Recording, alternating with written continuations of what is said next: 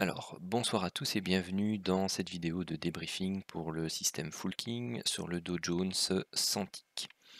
Alors, on commence ici par cette première alerte qui est une alerte divergence et donc comme vous le voyez ici, donc elle n'est pas validée ni par le break de la ligne de tendance qui se trouve ici, ni par un break de la moyenne mobile. Donc pour information, la moyenne mobile c'est une moyenne mobile exponentielle, pardon, 15 périodes. Ici, et comme bien souvent quand on a une alerte divergence de ce type et que l'on a une invalidation par une remontée de l'indicateur, vous avez derrière une alerte qui bien souvent n'est pas marquée par l'indicateur sous forme d'histogramme ici. Avec l'habitude, vous allez être capable de les visualiser et ce sont des alertes qui sont tout à fait prenables. Alors ici, bon, la validation, elle se fait bon, avec des petits chandeliers. Bon, c'est pas forcément non plus évident comme break. Si vous attendez un peu, éventuellement, vous pouvez le prendre quelque part ici. Vous avez 40 points, une hausse, une baisse. Vous voyez que ici, c'est quelque chose qui se termine en BE et vous avez toujours un œil rivé sur la ligne de tendance long terme qui, comme vous le voyez, continue de monter. Donc quand vous avez une ligne de tendance long terme qui continue de monter comme ça et que vous avez un indicateur de range qui commence à donner des signaux de latéralisation, eh bien vous avez une consolidation qui se met en place et si la moyenne mobile continue, si la ligne de tendance continue de monter, ça n'a rien à voir avec une moyenne mobile en plus, mais comme je travaille avec un nouvel indicateur avec des moyennes mobiles, du coup, j'ai les moyennes mobiles en tête. Hop. Et donc, je suis perdu dans mon explication de ce fait-là. Donc ici, oui, donc vous voyez que la ligne de tendance vient entre guillemets en support au prix et continue à monter. Et bien souvent, on va casser cette consolidation court terme par le haut. Et quand vous avez ce type de configuration là, eh bien ça ne fait pas partie des règles, on va dire, mais vous avez la possibilité, donc bon, ici c'est plutôt la forme d'un triangle hein, que ça a pris plutôt que d'une boîte ou autre, mais vous avez la possibilité, quand vous avez l'habitude, et bien tout simplement de prendre une position dans le sens de la tendance principale au break de cette consolidation, éventuellement ici elle break tout, elle break le triangle, ce précédent plus haut là, ce précédent plus haut là, et puis après vous pouvez aller rechercher pas mal de points ici derrière. Ensuite, ici, alerte divergence. Si vous appliquez la méthode de la ligne de tendance, le break se fait ici. Si vous appliquez la méthode de la moyenne mobile exponentielle 15 périodes, eh bien le break ne se fait jamais. Pourquoi? Parce que ici, bon, il se fait avec une mèche. Donc vous mettez le plus bas au niveau de la mèche. Là, il se fait avec une bougie avec de grandes mèches. Donc vous le mettez ici. Et en fait, vous n'avez jamais de chandelier important qui vient breaker ce niveau de support. Et donc, ça en fait c'est le système que j'étudie, hein, pour ceux qui n'ont pas l'habitude de suivre, que j'étudie pour l'élaboration de la validation pour le robot.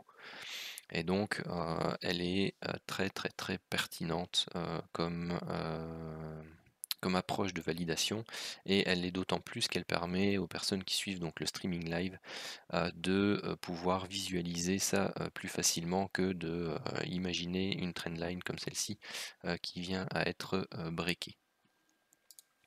Alors tout simplement, si vous fonctionnez avec le système de la trendline, eh bien, vous prenez position quelque part ici.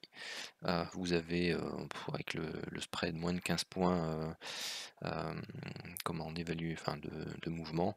Ici, vous invalidez la divergence. Pourquoi? Parce que vous faites un nouveau plus haut ici. Vous avez la chance qu'on revienne à BE. Donc il faut surtout pas hésiter à sortir à BE. Surtout que maintenant la ligne de tendance elle est plutôt de ce style-là. Enfin, vous en avez une deuxième qui peut être reprise ici et qui, elle, se fait complètement invalider. Donc dans ces cas-là, je dirais que vous avez le choix. Soit vous vous dites, bah, je suis déjà dedans, je prends pas cette divergence-là. Soit vous êtes gourmand, vous cumulez les deux.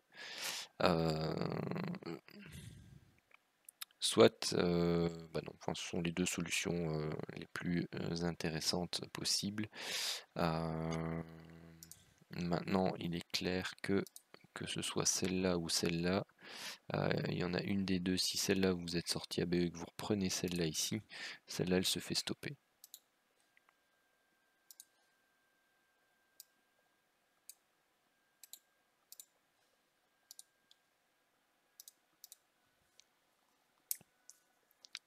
Hop. Ensuite, la suivante, c'est celle-là qui se transforme plutôt au final en celle-là. Vous voyez, elle a été invalidée ici, on a fait un nouveau plus haut et derrière de nouveau comme la précédente. Celle-là, que ce soit par la ligne de tendance ou par l'autre, c'est ce chandelier là qui valide et à nouveau, voilà, on a une trentaine de points, puis ici on n'est même pas stoppé. Vous voyez, vous avez toujours la ligne de tendance qui continue à monter, vous avez toujours la latéralisation ici, c'est toujours le même principe. Une fois qu'on a l'habitude, si on ne voit pas la ligne de tendance se mettre à plat, ici, eh bien, tout simplement, il faut se méfier de la séquence de latéralisation qui se produit ici. Donc là, bon bah, soit vous êtes sorti BE, soit vous avez votre TP1 à 25 points. Moi, je considère ça une sortie à BE pour les statistiques. Et là, ouais, c'est limite. Hein. Donc ici il n'y a pas encore de zone, et vous voyez, hein, de toute manière vous n'avez pas la zone de range long terme qui se met en place, hein, ici à chaque fois avec les divergences précédentes, donc être prudent ici. Alors c'est tout juste, vous avez ici donc l'alerte qui est donnée au niveau du King TT en zone de range long terme. Et donc, comme je l'indique dans les vidéos précédentes également, quand vous avez juste après l'alerte qui est donnée, donc le chandelier qui valide, c'est bien le chandelier rouge qui est ici. Donc vous avez l'open qui est là avec la flèche. Et quand vous avez sur l'open l'indicateur de range qui se désactive, il faut toujours se méfier de ce type d'alerte. Je conseille d'ailleurs de même de ne pas les prendre. Et si vous les prenez, bah, il ne faut pas être gourmand et ne pas hésiter à vite dégarpir. Ensuite, ici, donc celle-là, elle sera stoppée.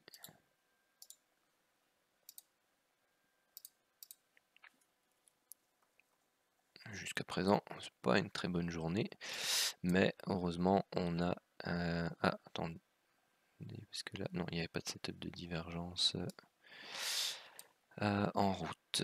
Donc ils sont ici, vous avez la ligne de tendance, le break qui se fait là, vous avez l'objectif du setup 1 ici à 70 points et l'objectif du setup 2 qui est touché à 180. Ensuite, ici, vous avez plus de 15 bougies par rapport à la fin, donc de là à la validation du setup de divergence qui est ici. Vous avez ici 17 bougies, donc celle-ci pouvait être prise, elle donnait en TP1, enfin pardon, en objectif du setup 1 à 60 points. Et ici, eh bien, tout simplement, on pouvait sortir légèrement en gain pour l'objectif du setup 2 à partir d'ici. Donc c'est 10 points, donc c'est l'équivalent de BE. Hein. Hop. Alors, remarquez qu'ici, vous aviez également un setup de divergence mais bon, qui est donné dans la zone grisée. Mais c'est important parce que lui relance la tendance baissière. Donc parfois, ce type de configuration-là, après une belle impulsion, eh bien, peut être signe d'une reprise de la tendance baissière. Donc ça ne fait pas partie des règles, puisque on est dans la zone grisée, mais ça fait partie des signes qui doivent soit vous permettre de sortir plus rapidement de votre achat ici, soit eh bien, tout simplement de vous dire ok, il y a un setup de divergence haussier qui est là. Bon, je sais que les règles m'interdisent de prendre position à contre-tendance de ce setup là, mais avec l'expérience, je sais que régulièrement, eh bien, on n'atteint que l'objectif du setup 1 et qu'ensuite on fait ce type d'alerte pour reprendre la tendance précédente. Alors lui ici, il n'est pas en zone de range long terme, donc il est à contre-tendance ici, donc on ne le prend pas.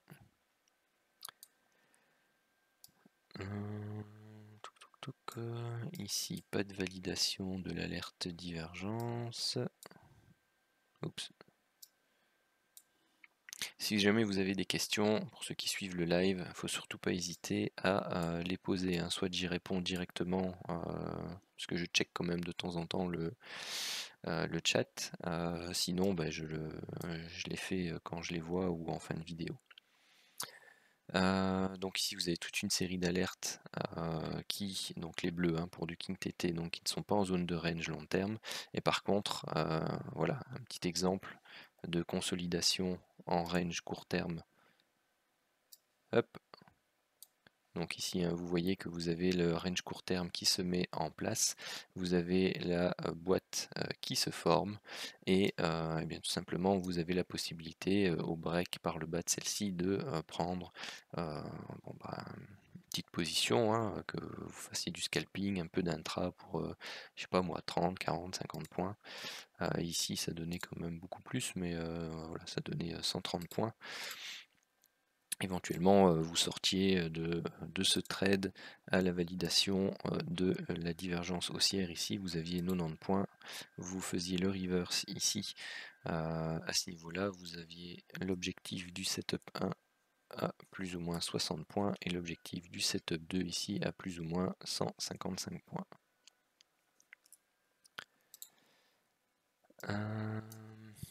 Ici bah, c'est pareil hein, comme tout à l'heure, sauf que là bah, on a la validation de la divergence ici qui se fait là, donc on est rentré en légère zone de survente, validation ici, break de la ligne de tendance, mais on n'a pas les 15 chandeliers juste après la fin du setup de divergence précédent. À nouveau, bon bah ça c'est la règle. Si vous voulez, bah oui, vous êtes toujours maître de votre destin et vous pouvez toujours rentrer. Donc juste après être sorti, prendre le risque de rentrer, peut-être avec une position plus faible, pour vous dire bah oui, il y aura sans doute peut-être une reprise de la tendance baissière précédente ou au moins une petite correction pour aller rechercher l'objectif du setup 1 qui donnait plus ou moins 65 points et vous aviez quasi l'objectif du setup 2 à 150 points on va dire. Mais pour les stats, moi, je les compte pas. Alors ici, setup de divergence qui est validé par ce chandelier là au niveau de la cassure de la ligne de tendance et par celui-là au niveau de la moyenne mobile. Donc vous aviez l'objectif 1 ici à 40 points et l'objectif 2 hop. Donc après, soit vous sortez quelque part ici, vous sortez à proximité, vous laissez courir, vous dites bah ok voilà blablabla, mais il vous donnait environ plus ou moins 130 points. Vous aviez l'opportunité de sortir dans cette zone là. Après du coup, il n'a jamais été invalidé, et il est toujours pas invalidé, donc aucune prise de position dans le sens opposé au setup de divergence ici, même si vous en êtes sorti. Hein. Je rappelle que on ne se met pas face à un setup de divergence tant que les prix n'ont pas cassé le plus bas qui a donné naissance à ce setup, ou quand l'on ait atteint l'objectif du setup 2, c'est-à-dire la touchette de la borne opposée. Bon, ici après, on peut sentir que l'enveloppe est peut-être un peu grande. Bon, après, ça c'est vous qui voyez également, hein. Vous avez ici une magnifique ligne de tendance qui chapeaute entre guillemets, je veux dire, les prix. Vous pouvez, avec l'expérience, ben voilà, vous avez ces deux points là, vous arrivez à celui-là, vous avez une alerte. Non, ici elle est même pas bonne puisque elle est plus en zone de range long terme, donc j'allais dire que si celle-ci était en zone de range long terme, bah oui, 3 touchettes, vous pouviez jouer le setup du King TT. Mais niet, ou alors c'était peut-être le setup de divergence ici qui était validé là et qui pouvait vous donner donc le setup 1 à 50 points. Puis après vous seriez certainement sorti ABE. Alors 21h30, c'est plus ou moins ici, donc il n'y a plus d'alerte. Plus d'alerte dans les statistiques à prendre en compte. Donc là, bon, attention, on a une alerte, différentes alertes divergence. Là, on a une latéralisation qui se met en place ici. Donc, bon, bah voilà, surveiller. Est-ce qu'on aura un break par le bas pour une poursuite de la baisse? Moi, je sais que je suis en position encore depuis là-bas, tout là-haut, en baisse. Donc, moi, je ne fais rien pour l'instant.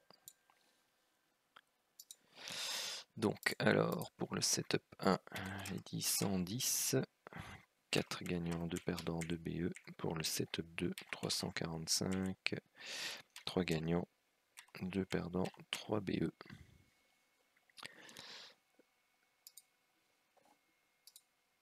Hop.